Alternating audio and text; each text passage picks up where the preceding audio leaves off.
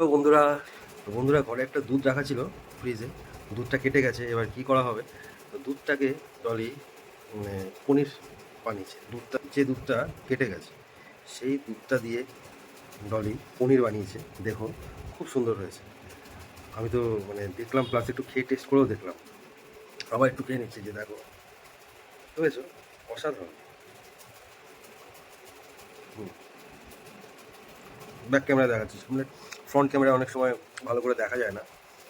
তো পনিরটা সত্যি পুরো দোকানের মতন হয়েছে, একদম পুরো। আর দারুণ টেস্ট, তোমার দেখাচ্ছে। এই যে বন্ধুরা, যে পনিরগুলো দেখো, এই তো একটু ভাঙেনি, দারুণ। ওই দুধ থেকে বাড়িতে দুধটা যে কেটে গেছে সেটা দিয়ে পনির বানিয়েছে। দারুণ খেতে হয়েছে, টেস্টি। একটু চাট মশলা দিয়ে এলে তো বেশ কোনো কথাই হবে না, দারুণ লাগছে। তার সাথে রয়েছে এই যে কচুরলতি, অসাধারণ টেস্টি একটা রেসিপি কচুরলতি। খালি চিংড়ি মাছটা দেওয়াই বাকি ছিল। সকলেই ভাববেন চিংড়ি মাছ দেয়নি। চিংড়ি মাছটা আজকে ঠিক অন্যদিন খেয়েছি, আজকে একটু ভালো শুধু শুধু খেয়ে দেখি কেমন লাগে। আর তার সাথে রয়েছে এই যে কী বলে, লাউ শাক।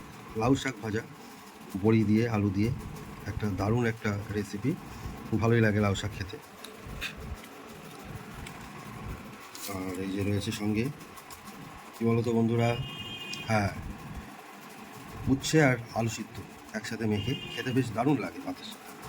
এই যে বড়ি, সকলেই জানো। আর সঙ্গে রয়েছে, যেটা না হলে নয় আর কি, এটা প্রত্যেক দিনই লাগে, মাছ মাংস না হলে এটা আমার বেশ লাগে। ভাতের সাথে একটা ডিমের অমলেট। সকলে ভালো থাকবে, সুস্থ থাকবে, সাবধানে থাকবে। আমার ভিডিওগুলো অবশ্যই দেখতে থাকবে। আর অবশ্যই লাইক কমেন্ট শেয়ার করে দেবে। দূরের বন্ধুরা যারা দেখতে পাচ্ছে না, তাদের একটু সুবিধা হবে। ধন্যবাদ।